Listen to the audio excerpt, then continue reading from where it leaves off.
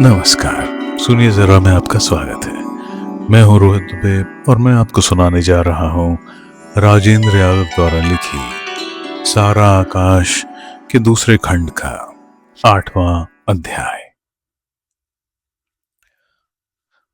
थकान का भी अपना एक अजब नशा होता है। अपनी कोठरी के सामने वाली छत पर मैं एक छोटे से खटोले पर इस तरह पड़ा था जैसे पानी पर रखी नाव पर पड़ा हूं। सिर नीचे लटक रहा था, हाथ अलग फैले और पांव जमीन पर टिके थे, जैसे सारे अंग निर्जीव होकर झूल रहे हों। नीचे सब लोगों के बातें करने की आवाज आ रही थी। अब अमर की शादी होगी। जैसे ही घर में कदम रखा कि परिचित आवाज को सुनकर चौंक गया। बैठक में जरा सा झांक कर देखा, मामा जी थे। आश्चर्य हुआ। मेरी शादी के बाद वे अब आए थे। नाराज हो गए थे। जरा सा झिझका और ऊपर चला गया। तभी नीचे से आवाज आई, अरे समर, तू हमसे मिला ही नहीं बेटे। उनको शायद मेरे आने की खबर मिल गई थी। बड़ी अनिच्छा से उठकर नीचे आया। वे बैठक में ही बैठे थे। शायद नाराजगी के कारण भीतर नहीं आए थे। मैंने चरण छुए तो उन्होंने बाहों में भरकर पास ही बिठा लिया और बाबूजी से बात करते रहे। समझो ठाकुर साहब, जो कुछ आपको करना धरना है सो खुद ही देखिए भालिए। लड़की मेरी निगाह में थी सो मैंने बता दी, क्योंकि बात ऐसी है जी, आदमी करता अच्छे के लिए है और समझा बुरा जाता है। समर की शादी में जीजी ने जो कुछ कहा, मेरे लिए तो डूब मरने को उतना ही काफी है। वे बाबूजी की बात का गुस्से से जवाब देते हुए बोले। बाबूजी मोढ़े पर बैठे बैठे तरह तरह के मुंह बनाते दिया सलाई से कान का मैल निकाल रहे थे। लगता है बलपूर्वक अपने को व्यस्त बनाए रख रहे हो। आखिर उंगलियां से कान झाड़कर बोले, अरे छोड़ो, तुम भी क्या औरतों की बात पर ध्यान देते हो चंदन जी। इन लोगों को कुछ और काम तो है नहीं। उठाई जबान, इधर दे मारी, उठाई उधर दे मारी। फिर मुलायम स्वर में समझाते हुए से बोले, लड़की तुमने देख ही ली होगी। कुल खानदान कैसा है, जरा खुलासा तो करो। तो फिर किस लड़की के बारे में बातें हो रही हैं? मैं चुपचाप सुनने लगा। सो बात झूठी है।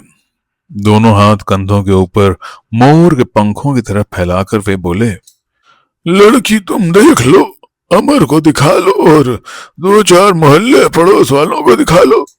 सारी बातें आप खुद ही करो साहब। मुझसे तो उन्होंने बातचीत करने को कहा, 3 दिन पड़े रहे। मजबूर कर दिया तो आ गया हूं और कुछ मुझसे नहीं होगा। भाई वो सब तो ठीक है, लेकिन अब मुझसे नहीं रहा गया। बोला, बाबूजी तुम्हें जल्दी क्या पड़ रही है? अभी वह फेल होकर चुका है और अब शादी कर दो ऊपर से, सो और फेल हो। चुप रहो जी। तुम समझते तो कुछ हो नहीं और बीच बीच में अपनी छौंकते हो। बाबूजी ने डांट दिया। अरे अभी शादी हुई जा रही है, सालों तो बातचीत चलती है। मेरी आंखों के आगे सब हो हवा जाए तो गंगा नहाऊं, पता नहीं फिर क्या हो। उनकी आवाज भर्रा गई और से संयत करने के लिए वे सामने रखा हुआ हुक्का पीने लगे। मामा जी ने गुड़गुड़ाकर उनकी तरफ बढ़ा दिया था। एक कश लगाकर बोले, पास फेल तो लगा ही रहता है, इसके लिए कोई जिंदगी रुकती हो? हाँ तो चंदन जी, भाई बुरा मानने की बात तो है नहीं। समर की शादी की तरह गोल मोल बात हम इस बार नहीं रखना चाहते। लेन देन की बात साफ होगी। बाबूजी की यूं डांट देने से अपमान की कड़वाहट दिल में उमड़ उठी और आंख भर आई। मुझसे तो तबीयत भर गई। अब अमर की शादी और कर दो। अभी तो घर में चकचक कम है ना, सो एक आदमी का खर्चा और बढ़ा लिया। अरे ठीक है, शादी किसी की भी नहीं रुकती, लेकिन जरा अपने पैरों पर खड़ा होने लायक तो हो जाने दो। लेकिन नहीं, यहां तो बीच में बोलना गुनाह है। अब लेन देन की बातें साफ होंगी, फिर लेन देन पर झगड़ा भी होगा। कोई मना करे या कुछ करे, हम या तो बेवकूफ हैं या बली के बकरे। अभी तक तो मैं मरता था, अब बेचारा अमर। और मुझे लगा कि मेरा यहाँ बैठना बेकार है। अच्छा खासा आराम कर रहा था। उठने लगा तो फिर मामा जी ने हाथ पकड़कर बिठा लिया। अरे अरे बैठो भाई, चल कहाँ दिए? हम तो जाने कब से तुम्हारी राह देख रहे थे। चले कहाँ गए थे? घूंट लील कर बोला, कॉलेज चला गया था मामा जी। अमर ने भाई साहब की बिटिया को लाकर बाबूजी की गोद में रख दिया और निहायत तटस्थ की तरह चला गया, मानो उसे इन सारी बातों से कोई मतलब ही ना हो। मामा जी बोले, अच्छा अच्छा, कॉलेज जाने लगे हो? फिर प्रसन्नता से सिर हिलाकर कहा, बड़ा अच्छा है, खूब पढ़ो बेटा, विद्या ही सच्चा धन है। मैं चुप रहा। कहो, और तो सब ठीक ठाक है? बड़े कमजोर दिखाई दे रहे हो, क्या बात है? तंदुरुस्ती की तरफ ज्यादा ध्यान व्यान नहीं देते? फिर बहुत अर्थ भरे ढंग से हंसे। आजकल संघ वंग में सुबह परेड करने नहीं जाते हो? 9 बजे से पहले कुंवर साहब का सवेरा ही नहीं होता। परेड क्या दोपहर में जाएंगे? बाबूजी ने बच्ची को खिलाते हुए धीमे स्वर में कहा, लेकिन उनकी बात के तीखेपन से मैं तिलमिला उठा। वे उस दिन की याद दिला रहे थे। मन में आया कि झटके से सिर उठाकर कह दूं कि हाँ, सुबह 10 बजे से पहले मेरी आंखें नहीं खुलती। कहिए क्या कहना है? लेकिन किसी तरह अपने पर सब्र करके बोला, नहीं मामा जी, ऐसी कोई खास बात नहीं है। गर्मी इस बार इधर ऐसी जबरदस्त है ना कि कुछ भी करने की हिम्मत नहीं पड़ती। हाँ, सो तो है ही, सो तो है ही। फिर बाबूजी की तरफ से नए खींचकर होठों की तरफ बढ़ाते हुए बोले, अब कुछ थोड़ा घर की तरफ भी ध्यान दो बेटा, यहाँ भी कुछ मदद करने की बात सोचो। माँ बाप का फर्ज सबसे बड़ा है। अब तुम बड़े हो गए, गृहस्थ हो गए, अपने छोटे भाइयों को पढ़ाओ, अकेला बड़ा ही कहाँ तक करेगा। इस बार बाबूजी फिर बीच में बोल पड़े, इन्हें क्या चिंता है, ये बने रहे, इनकी बहुरानी बनी रहे, बाकी सारी दुनिया भाड़ में चली जाए इनकी बला से। कोई कड़ी बात कहने ही जा रहे थे कि मामा जी ने उन्हें रोक दिया। मैंने कहा तुम चुप रहो ठाकुर साहब, बात मैं कर रहा हूँ, बोल आप रहे हैं। एकदम बच्चा तो वो है नहीं जो नहीं समझता हो ना। ओ बेटा, तुम्हारी शादी कर दी, तुम्हें पढ़ा लिखा दिया, आखिर अब कब तक माँ बाप के सहारे रहोगे? खुद दुनिया भर की मुसीबतें सह कर ये जो माँ बाप बच्चों को पढ़ाते लिखाते रहते हैं, वह किसी उम्मीद से ही तो करते हैं ना। उन्होंने मुझे फिर बगल में भींच लिया। जरूर बाबूजी बैठकर मामा जी के सामने रोए होंगे, वरना मामा जी को पता कैसे हुआ? इन्होंने कहा होगा कि मैं समझाऊंगा। सब कुछ पहले से पका पकाया है। पूरी योजना मेरी समझ में आ रही थी, लेकिन शायद 2 वर्ष में पहली बार कोई घर वाला मुझसे ऐसे प्यार से बोल रहा था, घर की बातें समझा रहा था। सारा आशय समझते हुए भी यह अपनापन मुझे पिघलाए दे रहा था। आंखें गीली हो आईं और मैं चुपचाप पांव का अंगूठा मोड़ता सीधा करता सुनता रहा। शादी ब्याह तो सभी के होते हैं भाई, लेकिन इसके लिए कोई अपने भाई बहन माँ बाप को थोड़ा ही छोड़ देता है। जहाँ 4 बर्तन होते हैं खटकते ही हैं।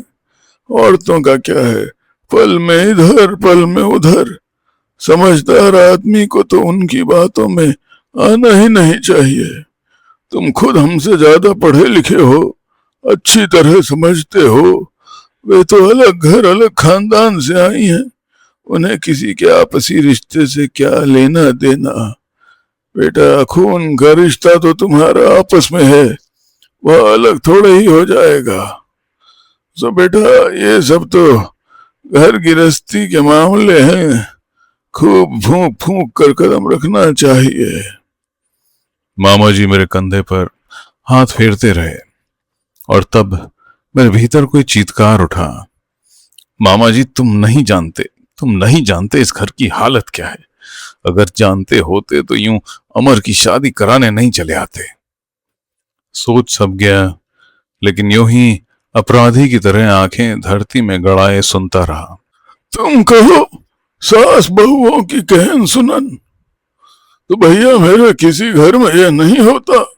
बड़े बड़े लखपतियों की घर की हालत तो मैं जानता हूँ। घर घर मिट्टी के चूल्हे हैं, समझे। मामा जी मेरी पीठ पर प्यार से हाथ फेरते रहे। जाने क्यों ना चाहते हुए भी मेरे हृदय से रुलाई उमड़ रही थी। जोर से मन में आ रहा था कि दौड़कर बाबूजी के चरणों में गिर जाऊं, खूब रोऊं, क्षमा मांगूं कि मैंने बहुत ज्यादतियां और अशिष्टताएं की हैं। आज तक कभी इस निगाह से सारी चीज को देखा ही नहीं। मेरा व्यवहार उनके प्रति सचमुच कितना उपेक्षापूर्ण और गलत रहा। बड़ी ही कठिनाई से केवल इतना ही कह पाया कि मामा जी मैं आगे पढ़ना चाहता हूं। पढ़ने को कौन नहीं पढ़ाना चाहता बेटे, लेकिन भैया सब कुछ अपने घर की हालत देखकर होता है। तेते पाए पसारिए जेती लांबी सोर। तुम्हारा भैया भी है, वो अभी तो अपना फर्ज पूरा कर रहा है या नहीं है।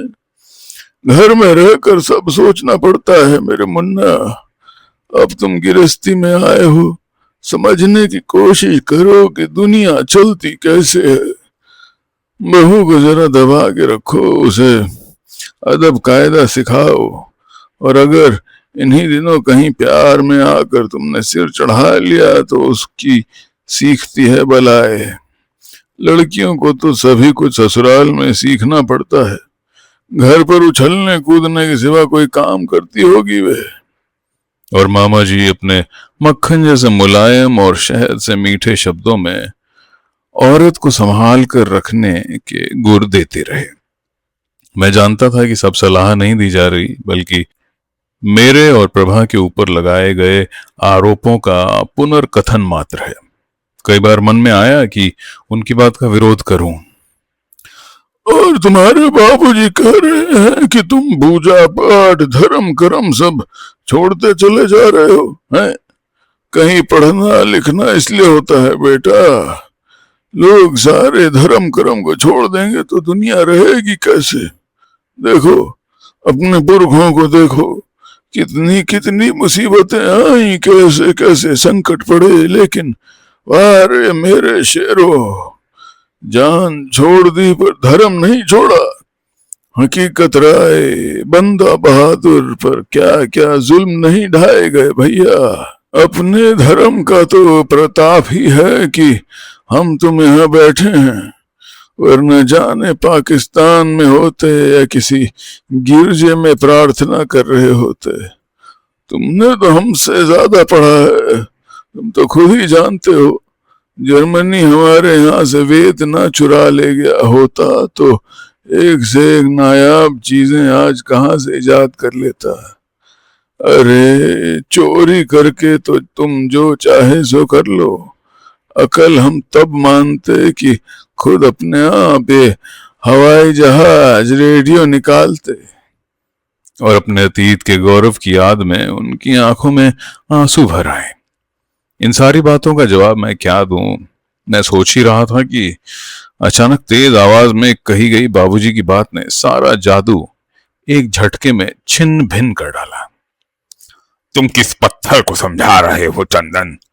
कहा है सीख दीजिए ताही को जाको सीख सुहाए, सीख न दीजिए बांद्रा घर बया खो जाए। वहां कोई असर नहीं है भैया, पानी की बूंद नहीं टिकने वाली। सब चुपचाप सुन लेगा, लेकिन करेगा वही जो उसके जी में आएगा।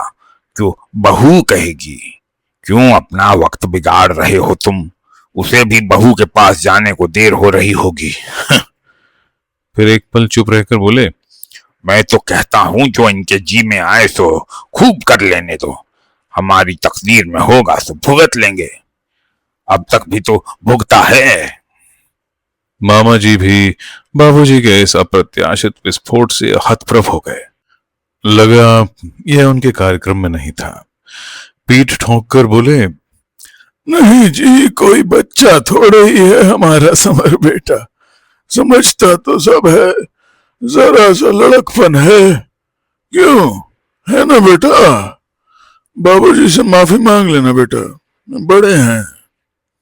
खट से स्विच दबाकर जैसे किसी ने नम्रता, शील, हृदय में उमड़ आई कातर आर्द्रता एक साथ सब समेट ली। बाबूजी की बात दिल को चीरती चली गई। सारी शिष्टता और तमीज को ठोकर मारकर कोई कड़ी सी बात कह देने को जी कसमसाता रहा और जबान तड़पती रही। अपना नम्रता से झुका सिर मैंने उद्दंडता से ऊपर उठा दिया और तना हुआ बिना एक भी शब्द बोले ऊपर चला आया। हाँ, मैं जैसा हूं वैसा हूं, करो क्या करते हो। बीच छत पर खड़ा खड़ा सोच ही रहा था कि बाहर भटकने निकल पड़ूं या फिर अपनी खाट पर जा लेटूं। तभी कोठरी के भीतर से बदले हुए ब्लाउज के सामने वाले बटन लगाती प्रभा निकल आई। कुछ देर खड़ी खड़ी यूं ही देखती रही, फिर पास आकर पूछा, क्या हुआ? कनपटी के पास आकर मेरा गाल छूकर देखा, तबीयत तो ठीक है ना? मैं कुछ नहीं बोला और बिना कोई प्रतिक्रिया दिखाए खड़ा रहा। वह फिर बोली, क्या कहते थे मामा जी? कहते थे मेरा सिर। जैसे ही झुंझलाकर कहा कि मेरी निगाहें उसके चेहरे पर जा पड़ी। सोचा इस बेचारी ने क्या किया है जो उस पर झुंझलाहट निकाल रहा हूं, इसे तो पता भी नहीं है। थोड़ा नरम पकड़कर बोला, समझा रहे थे कि बहू को कैसे दबा कर रखना चाहिए। मुझे पता है बाबूजी ने कहा होगा सब, रोए होंगे बैठकर, वरना वह कोई ज्योतिषी है कि सूरत देखते ही पता चल जाए। आते ही उन्हें ये सारी बातें मालूम कैसे हो गई? प्रभा ने स्नेह से कंधा छूकर कहा, अरे कोई बात कह ही दी तो ऐसा क्या हो गया जो यूं मन खराब करते हो? जाओ जरा घूम आओ, तबीयत ठीक हो जाएगी। बड़े हैं, समझाना उनका फर्ज है। बड़े आए समझाने वाले, दूसरों को क्यों नहीं समझाते? फिर थोड़ी देर सोचकर कहा, नहीं प्रभा, सारी कमजोरी यह है कि मैं बहुत कच्चे दिल का आदमी हूं, सो जिसका मन होता है दबाता चला जाता है। जरा उन्होंने प्यार की बात कह दी और पिघल गए। तुम ही बताओ, ऐसा मैंने क्या कर डाला कि बाबूजी से माफी मांगने को कहते थे? आखिर मेरा कुछ कसूर भी तो बताओ जिसका नाम लेकर कहूं, बाबूजी गलती हो गई, माफ कीजिए। मैंने आज तक उनसे कोई बदजबानी नहीं की, उनके सामने नहीं आया, कभी उनके बारे में कोई ऐसी वैसी बात नहीं की। जब देखो तब सुन लो, बहू सिखाती है, बहू सिखाती है। आखिर तुम मुझे क्या सिखाती हो बताओ ना? कोई कुछ बोले नहीं तो उसके ऊपर कांव कांव ही किए जाओ, ये कहाँ की नीति है? बहू ने ऐसा किया, बहू ने वैसा किया, सुबह 3 बजे से उठकर काम में लगती हो, आखिर तुम ही कहाँ जाकर मर जाओ? रात को 12 से पहले सोने को नहीं मिलता। आखिर किसी को सोचना भी तो चाहिए कि औरों की भी कुछ इच्छाएं हैं। तुम ही बताओ, यहां कोई सोचता है कुछ भी किसी के लिए? मैं कहता रहा, सब ठीक है, इस वक्त तुम ये सब सोच सोच कर क्यों भुनभुना रहे हो? थोड़े दिन की बात ही तो है, कोई हमेशा तो चलता नहीं है। प्रभा ने समझाया। मैं अपनी ही रौ में कहता गया, बड़े आए हमें धर्म समझाने वाले, पहले खुद तो समझ लो। धर्म का नाम ले लेकर मार दो आदमी को, दुनिया किधर जा रही है उसे देखने मत दो, बस मंदिर में बैठकर खड़ताल बजाया करो, सारे काम खुद हो जाएंगे, भगवान कर देगा। कोई भी अकल की बात कहो तो नास्तिक कह कहकर काट खाने को दौड़ो। प्रभा भी शायद खींच उठी, तो फिर हो क्या गया, कह ही दिया तो जाकर अपना काम देखो ना। बड़े बूढ़े हैं, उन्हें सब कहने का हक है। और तब शायद हल्की चुहल से बोली, उन्होंने तो तुम्हारी शादी कराई है, इतना भी हक नहीं उन्हें कहने का? बहुत अच्छा किया, मैं बिफर कर बोला। अभी घर की हालत बहुत अच्छी है ना, सो दूसरी शादी कराने आ पहुंचे हैं। अब अमर साहब पर निगाह है, न कमाना न धमाना, आकर वह भी तरसा करेगी तुम्हारी तरह एक एक पैसे के सुई धागे को कि हो तो फटी धोती सिले। एक ने कमाना शुरू किया तो मेरी शादी कर दी, और अभी मैंने कुछ किया भी नहीं है कि तीसरे को फांस दो। पीटेगी तो अपनी किस्मत पीटेगी वो। इस बार प्रभा खुलकर हंस पड़ी। तुम्हारा अभी से जब ये हाल है, बूढ़े होकर तो सचमुच इन लोगों से भी खतरनाक साबित होगे। बात उसने कुछ ऐसे ढंग से की कि मैं भी गुस्सा भूलकर हंस पड़ा। मनुआ गाल पर चपत मारकर कहूं, दुष्ट, लेकिन फिर अपनी उस गंभीरता को खींच लाया। नहीं प्रभा, असली बात तो मैं जानता हूं। आज हो गई 11 तारीख। अब उनके हिसाब से मुझे अपनी तनख्वाह के रुपए मिल गए होंगे।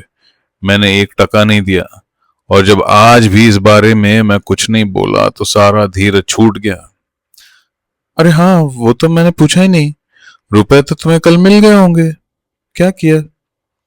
इस बार उसकी आवाज में सचमुच गृहस्थ नारी की बुजुर्गी आ गई। मेरी जबान फिर तीखी हो गई। उस साले प्रेस वाले ने कुछ दिया ही नहीं। उससे अच्छा तो कोई ट्यूशन ही कर लेते। मर जाएं उसके साले के बाल बच्चे। ना मालूम क्या जी में है उल्लू के पट्टे के। यहाँ 61 रुपए तो यूं ही उधार हो गए हैं। अब बाकी 8 बाबूजी को थमा दो तो मूंगफली तक खरीदने को तरसो। अच्छी आफत है। कल अगर नहीं दिए तो साफ कह दूंगा, तू जा भाड़ में, मुझे मेरे रुपए दे।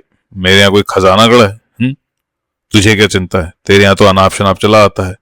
अगर इसी तरह देने हैं तो रख ले ये अपनी प्रूफ रीडरी। अरे हाँ, हम कुछ और कर करा लेंगे यार। बाज आए ऐसी नौकरी से। बकस मेरी खाला, मैं तो लंडूरा ही भला। रुपए ही नहीं निकलते जेब से साले के। प्रभा इस बार मुंह पर पल्ला रखकर देर तक हंसती रही। मुझे लगा मेरा दर्द भुलाने के लिए नकली हंसी हंस रही है। बोली, तुम तो 70 साल की बुढ़ियों जैसी गाली देने लगे। कोई सुने तो क्या समझे? और उसने जबरदस्ती मुझे धकेल दिया। जाओ जाओ जाओ, जरा खुली हवा में टहल आओ, लेकिन लौट जल्दी आना। मैंने खाना लिए बैठी रहूंगी। अपनी बेवकूफी और प्रभा की बातों पर उस समय यों हंसता चला आया, लेकिन शीघ्र ही बाबूजी और मामा जी की बातें नए सिरे से दिमाग में घुमड़ने लगी। एक बात सोचकर सचमुच आश्चर्य हुआ कि चाहे बाबूजी ने डांट कर कहा हो या मामा जी ने शहद में लपेट कर, बातें तो दोनों ही एक कहते हैं। दृष्टिकोण में कोई अंतर नहीं है, जबानें दो हैं। सोचता हुआ मैं सड़कों पर भटकता रहा, अपने आप में डूबे डूबे चलते हुए। अचानक मुझे लगा जैसे मेरे पीछे पीछे कोई चला आ रहा है। मुड़कर देखा तो दिवाकर सचमुच ही खिलखिलाकर हंस पड़ा। उसके साथ कोई और भी था। जब तक मैंने उसे पहचाना नहीं था, मैं एकदम डर गया था। दिवाकर बोला, तुम्हें जल्दी वक्त ध्यान रहता है कि कहाँ जा रहे हो, किस लिए जा रहे हो? 2 फरलांग से हम लोग साथ हैं। जाने क्या आप ही आप बड़बड़ाते हो, आप ही आप हाथ चलाते हो। खुद ही नाराज होना, खुद ही तन जाना, ये सब क्या है? हा? मैं झेप कर सकपका गया। ध्यान से देखा। अंधेरे में तटस्थ की तरह शिरीष भाई खड़े खड़े सिगरेट पी रहे थे। जब कश खींचते थे तो आग का फूल उनकी आंखों के नीचे चमक उठता था। मैंने झट उन्हें नमस्कार किया। अब यह सोच सोचकर बड़ी झेप लग रही थी कि जाने कितनी दूर से ये लोग पीछे पीछे चले आ रहे होंगे। इस बीच मैंने जाने अपने आप से क्या क्या बातें की होंगी, किस किस तरह की हरकतें की होंगी। उन सबको देख देख कर जाने क्या सोचा होगा इन्होंने। किसी तरह बोला कि आप लोग किधर से आ रहे हैं? मुंह पर खिसियानी मुस्कुराहट आ गई थी। बता तो दिया कि आधे घंटे से तुम्हारे ही साथ आ रहे थे। धृष्टता से दिवाकर ने अपनी बात दोहराई। सुनते आ रहे थे कि तुम अपने आप से क्या क्या बातें करते हो। हाँ, हमें तो लगा कि किसी बहुत ही भारी समस्या पर विचार हो रहा था। क्या बात है? भारतीय संस्कृति की कोई गुत्थी उलझ गई क्या? और शिरीष भाई खुद ही बड़े जोर से हंस पड़े। फिर मेरे संजीदा चेहरे की ओर देखकर हमदर्दी से पूछा, ऐसी क्या विकट समस्या आ गई? दिवाकर होता तो शायद मैं उसे उस समय झड़क देता या दूसरी तरह बताता। उनकी मैं इज्जत करता था, इसलिए कुछ सकुचाकर बोला, कोई ऐसी खास बात तो नहीं शिरीष भाई। मेरे मन में कोई बात आ जाती है ना तो देर तक फिर निकलती ही नहीं। देखिए, जो बात मन और आत्मा को कष्ट दे उसे हमेशा किसी न किसी से कह देना चाहिए। इससे अपने ऊपर उसका बुरा प्रभाव कम हो जाता है। ईसाइयों में पादरी के सामने अपराध स्वीकार कर लेने की परंपरा के पीछे शायद यही भावना है कि इससे मन हल्का हो जाता है। पास आकर मेरे कंधे पर हाथ रखते हुए वे बोले, लेकिन यह मैं आपसे व्यक्तिगत बात पूछने का अनुरोध नहीं कर रहा। और अगर कोई व्यक्तिगत बात भी पूछ ही ले या बता ही दे तो कौन सी मुसीबत हो जाएगी? दिवाकर ने दूसरे कंधे पर हाथ रखकर कहा। लेकिन अपराध स्वीकार कराने का यह पुलिस वाला तरीका मुझे पसंद नहीं है। शिरीष दिवाकर की बात पर हंस पड़े। कहीं दोनों मेरी बात का बुरा न मान जाएं, मैंने बताया, नहीं ऐसी कोई बात नहीं है भाई। फिर एक क्षण सोचा और आगे बता ही दिया। तुम तो जानते हो ना दिवाकर, हमारे यहाँ कितने घरेलू झंझट हैं। एक ना एक चक्कर रोज निकलता ही रहता है। मेरी शादी होकर चुकी नहीं है कि अब अमर की शादी हो रही है। कुछ कहो तो दुनिया भर के उपदेश। शिरीष भाई ने पूछा, आप लोग तो सब साथ ही रहते हैं ना? चाचा जी वगैरह सब अलग हैं, हम लोग सब साथ ही हैं, मैंने बता दिया। माफ कीजिए, आपके परिवार की कुछ व्यक्तिगत बातें पूछ रहा हूं। और फिर चलते चलते शिरीष भाई देर तक मेरे परिवार के बारे में, लोगों के बारे में पूछते रहे और मैं बिना कुछ छिपाए बताता रहा। बात घर के लड़ाई झगड़े पर आई तो मैंने दुखी स्वर में स्वीकार कर लिया कि मेरे घर में लड़ाई झगड़े शादी के पहले ही दिन से शुरू हो गए थे। फिर प्रभा के बारे में पूछा कि कितनी पढ़ी है, स्वभाव कैसा है, उसके क्या क्या सपने हैं और घर पर मुसीबतें क्या क्या हैं। उनके इन डॉक्टरों जैसे सवालों से मैं परेशान मन ही मन जरूर था, लेकिन प्रभा की समझदारी, शिक्षा और सपनों के बारे में बताते हुए अच्छा भी बहुत लग रहा था। मगर अंत में उन्होंने एक ऐसा सवाल कर दिया कि सचमुच मैं उसका जवाब नहीं दे पाया। ठीक है, आपकी इच्छा से शादी नहीं हुई, लेकिन अब एक सवाल का सच सच जवाब दीजिए। क्या अब आप अपनी पत्नी को सचमुच प्यार करते हैं या सिर्फ पति होने से फर्ज के कारण उसके बारे में ऐसा सोचते हैं? उन्होंने सिगरेट पीने की व्यस्तता में पूछा। मैं मैं मैं मैं हकला गया। सचमुच उस क्षण मैं निर्णय नहीं कर पाया कि प्रभा के प्रति मेरे मन में जो भावना है वह प्यार है या अपने किए का पछतावा है या उसकी मजबूर स्थिति के प्रति दया भर है। मुझे कोई जवाब नहीं सूझा। फिर भी अपने को जैसे तैसे संभाल कर बताया, मैं उसी की इच्छा से पढ़ रहा हूं। वह ना होती तो शायद मैं भी ना जाने कब से कहीं 100 सवा 100 का क्लर्क हो गया होता। उसका बड़ा मन है कि मैं खूब पढ़ूं और तब कोई अच्छी सी नौकरी करूं। मेरे लिए उसने कितनी मुसीबतें उठाई हैं शिरीष भाई, मैं आपको बता नहीं सकता। अब भी सुबह 3 बजे उठकर वो खाना बनाती है और रात को 12 बजे तक पिसती है। हम तीनों चुप हो गए और मैं सिर्फ अपनी बात का जवाब खोजता रहा। सहसा तब एक बात कौंधी तो मन में आया कि इसे भी शिरीष भाई को बता डालूं। उसने अपने आप को मेरे लिए बिल्कुल भुला दिया है, जैसे उसके अपने दुख सुख आकांक्षाएं कुछ हैं ही नहीं।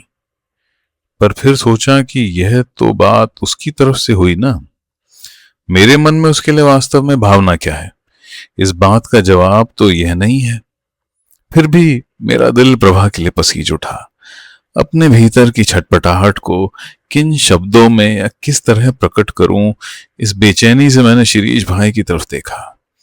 वे चुपचाप कुछ सोचते से एक एक कदम चल रहे थे। कुछ कहेंगे जरूर, यह मैं जानता था। शायद उसी की राह देख भी रहा था। सड़क सुनी सुनी थी, पता नहीं हम लोग किधर निकल आए थे। ज्यादा गौर करके मैं जगह को पहचान भी सकता था, लेकिन साथ चलती ऊंची सी दीवार पर बड़े बड़े काले अक्षरों में जूतों और कपड़ों के विज्ञापन पढ़कर ही रह गया। लगा जैसे मैं एक धुंध में लिपटा जा रहा हूं। शायद 8:30 या 9 बजे होंगे। बरसती चांदनी के दूध से धरती और आकाश धुल गए थे। शायद इसीलिए बत्तियां नहीं जली थीं। शुक्ल पक्ष में बत्तियां प्रायः बंद रहती हैं। अजब बात थी, चांदनी रात में मैं रहूं कहीं भी, लेकिन जब भी प्रभा का ध्यान करता हूं तो वह मुझे छत पर सिमटी सिमटाई बैठी, या ज्यादा ठीक कहूं तो रोती हुई दिखाई देती है। इस समय भी अपनी छत का दृश्य ही सामने आ गया। भाई समर जी, आखिर शिरीष भाई जैसे कहीं बहुत दूर से बोले। आपकी अपनी या दिवाकर की, सबकी वास्तविक स्थिति जानकर एक बात मेरी समझ में आती जा रही है। इस संयुक्त परिवार की परंपरा को तोड़ना ही होगा। अब आपके लिए ही कहूं कि अगर आप खुद जिंदा रहना चाहते हैं या चाहते हैं कि आपकी पत्नी भी जिंदा रहे, तो इसके सिवा कोई रास्ता नहीं है कि अलग रहिए। जैसा भी हो अलग रहिए। यह बात, या कहूं कि सलाह, इतनी अप्रत्याशित थी कि मैं चौंक कर स्तब्ध रह गया। अचकचाकर पूछा, मैं आपका मतलब नहीं समझा शिरीष भाई। अब बुरा न मानिए, लेकिन समर भाई, सच्चाई यह है कि आपकी पत्नी की सारी आकांक्षाएं और आपके सारे प्रयत्न इस वातावरण में बिल्कुल बेबस होकर घुट घुट कर मर जाएंगे। एक के बाद एक मुसीबतें निकलती आएंगी और आप लोग शायद सुख की नींद के सपनों में ही जिंदगी बिता देंगे। यानी संयुक्त परिवार के आप बिल्कुल पक्ष में नहीं है। व्यक्तिगत रूप से शायद उनकी बात सच हो, क्योंकि अपनी मुसीबतें मुझे अनंत लगती थीं, लेकिन परिवार की एक पूरी की पूरी व्यवस्था के लिए वे ऐसा सोचें, यह बात गले नहीं उतर रही थी। हाँ, अब ऐसा ही समझिए। उन्होंने अपनी बात पर जोर देकर कहा, आज की आर्थिक स्थिति में संयुक्त परिवार चल नहीं सकता। अगर चलेगा भी तो ऊपर से देखने में चाहे जो हो, लेकिन अंदर से उसमें छोटे छोटे परिवारों की कई इकाइयां बन जाएंगी। आप सोच नहीं सकते कि यह जरा सी भावुकता कितने भयंकर परिणामों को जन्म दे रही है। रात दिन हैरान परेशान रहेंगे, लड़ेंगे मरेंगे, सब होगा, लेकिन रहेंगे साथ ही। इज्जत का सवाल, अलग चूल्हा न जलने की हट, ऊपरी भावुकता के पीछे स्वार्थ की खींचतान, इन सब के कारण कितनी हत्याएं, आत्महत्याएं रोज होती हैं।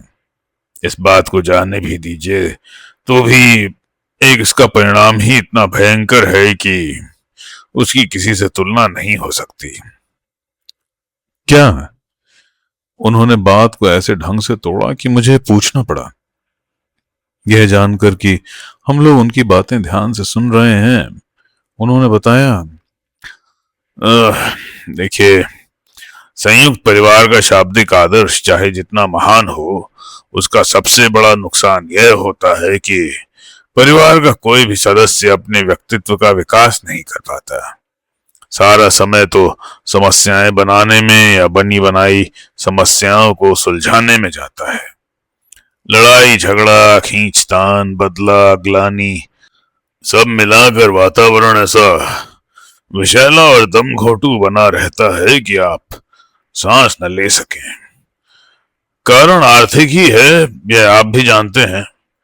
नतीजे में हम दो हिस्सों में बंटे रहते हैं। बाहर अपनी आर्थिक लड़ाई लड़ी और भीतर अपनी पारिवारिक उलझने सुलझाओ। सीधे सरल दिल दिमाग का आदमी इन्हीं झंझटों में पिस जाता है। इतनी देर बाद दिवाकर ने अचानक मुड़कर सवाल रखा, लेकिन यह तो स्थिति हुई, परिणाम कहां हुआ?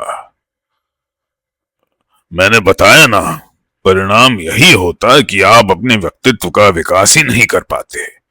अपनी शक्तियों और प्रतिभा को सही दिशा में बढ़ाने का आपको अवसर ही नहीं मिलता। या कहें, आप अपने आप को ऐसी बातों में उलझाकर थका डालते हैं कि आपका दिल दिमाग अपने सपने पूरे करने लायक ही नहीं रह जाता। पढ़ाई लिखाई या किसी भी बौद्धिक और मानसिक विकास के लिए आपके पास शक्ति बच ही कहां पाती है। हमारे यहाँ बहुत अच्छे ब्रेन ना आने का बहुत बड़ा कारण यह भी है। उल्टा सीधा रट रटा कर पास हो गए तो समझ लिया कि बहुत बड़ा काम कर डाला। जिसे रटते हैं वह खुद ही किसी की जूठन होती है। संसार के ज्ञान विज्ञान साहित्य दर्शन को कुछ देने की बात तो दूर रही, आप उसके विकास तक से परिचित नहीं हो पाते। वहां भी जो कुछ जानते हैं वह किसी की उगली निगली जूठन या 50 साल पुरानी बातें हैं। अपनी इस मजबूरी या असफलता को तब हम यह कह कर छिपाने लगते हैं कि हमें संसार के ज्ञान विज्ञान को जानने की जरूरत ही क्या है। हम इस संसार की सबसे ज्ञानी जाति के अलंबर हैं। हमने संसार को बहुत दिया है और यूं रूढ़िवादी बुद्धुओं की एक के बाद एक पलटन तैयार होती जाती है। अपनी बिखरी बात को समेटकर वे बोले, भैया मेरे, सीधा साधा हल यही है कि आप अलग रहिए और घर के लिए जो जिम्मेदारी महसूस करते हैं वह पूरी कीजिए। मैं इस व्यक्ति की विश्लेषण प्रतिभा पर चकित था। सारी बातें मेरी समझ में ऐसी आसानी से आती चली जा रही थीं कि आश्चर्य हो रहा था। इतनी सीधी बात आज तक मेरी अकल में क्यों नहीं आई। अचानक एक सवाल सूझा। पूछा, लेकिन शिरीष भाई, यह तो घोर स्वार्थ की बात हुई ना। माँ बाप जाने किन किन आशाओं से बच्चे को पालते पढ़ाते लिखाते हैं। सोचते हैं कि बुढ़ापे में उन्हें सहारा देंगे, हारी बीमारी में मदद करेंगे, वंश को आगे बढ़ाएंगे, और बच्चे समर्थ होते ही अलग हो जाते हैं। तो ये स्वार्थ नहीं है? यूं देखने में स्वार्थ जरूर है। मेरे सवाल से वे एक क्षण को हिचके। लेकिन बच्चों के व्यक्तित्व को विकास न देकर, उनको उन्नति का अवसर न देकर, अगर बाप इस सब के लिए उन्हें अपने से बांधे रखे, इसकी जगह क्या यह अच्छा नहीं है कि उन्हें स्वयं विकसित होने दे और आपकी इस बात को फर्ज की तरह उनके मन में उगने दे। जहां तक मैं समझता हूं, एक दो संतानों के साथ इस तरह का संकट आता भी नहीं। संयुक्त परिवार अभिशाप बन जाता है। वहां जहां कई संतानें हो, आर्थिक रूप से परिवार समर्थ न हो और आय के साधन बहुत ही कम हो, अब ऐसी जगह माँ बाप सोचते हैं कि बेटे पर मेरा हक है, और पत्नी सोचती है वह किसी का बेटा हो या ना हो, उसका पति जरूर है और उसकी कमाई पर सबसे पहला हक उसी का है। फर्ज ही अदा करना है तो अलग रहिए और अपने साथ एक आध अपने और छोटे भाई बहन को रखिए। इस तरह और अपने माँ बाप को अपने बोझ और परेशानियों से काफी हल्का कर सकेंगे। साथ ही व्यवहारिक अनुभव कहता है कि इसमें संबंध भी बाद में अच्छे ही बने रहते हैं। भाई भाई अलग बाद में भी होते हैं, लेकिन उस अलग होने पर एक कांड होता है, दुर्घटना होती है और अक्सर बोलचाल भी बंद हो जाती है। माँ बाप को खुद चाहिए कि बच्चों को समर्थ बनाकर उन्हें अपनी अपनी शक्तियों का परीक्षण करने को छोड़ दें, उनकी मदद करें। उनकी जरा सी यह भावुकता कि सब साथ रहें कितना नुकसान करती है, इसे वे नहीं जानते। काश इस सब को सुनने के लिए प्रभा भी होती। रास्ते भर सोचता आया कि सारी बातें प्रभा को बताऊंगा, बाबूजी को समझाऊं तो शिरीष भाई को गालियां और मिलें। हम भी तो देखें कौन से तुम्हारे दोस्त हैं जो ऐसी सीख दे रहे हैं। इन लफंगे दोस्तों के साथ यही तो सीखोगे। मामा जी ने सचमुच हमारे यहाँ खाना नहीं खाया। तो मित्रों, ये था 8वां अध्याय। लाइक, सब्सक्राइब और शेयर करना मत भूलिएगा। अगला अध्याय हम जल्दी लाएंगे। सुनने के लिए धन्यवाद।